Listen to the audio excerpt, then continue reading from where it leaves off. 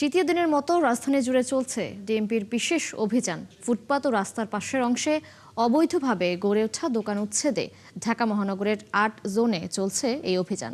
সকালে মোহাম্মদপুরের town hall এলাকায় অভিযান পরিচালনা করে তেজগাঁ বিভাগের উপ পুলিশ কমিশনার জানান, ফুটপাতের ব্যবসায়ীদের সতর্ক করে দেওয়া হচ্ছে, কেউ আইন না মানলে কঠোর হবে পুলিশ।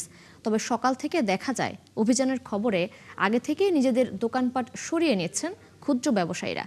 একটা ওয়ার্কশপকে ২,০০০ টাকা জরিমানা করা হয়েছে। পরে অভিযানে অংশ নেয়া নির্বাহী ম্যাজিস্ট্রেট সাংবাদিকদের জানিয়েছেন, এখন মৌখিকভাবে সতর্ক করা হচ্ছে।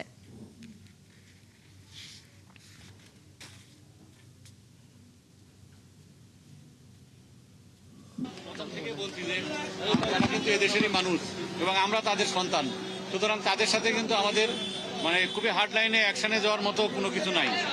তাদেরকে আমরা খুবই সফটলি হ্যান্ডেল করে আমরা বোঝানোর চেষ্টা করছি যে তাদের এইভাবে মানুষের চলাচলের রাস্তা প্রতিবন্ধকতা সৃষ্টি করা উচিত না।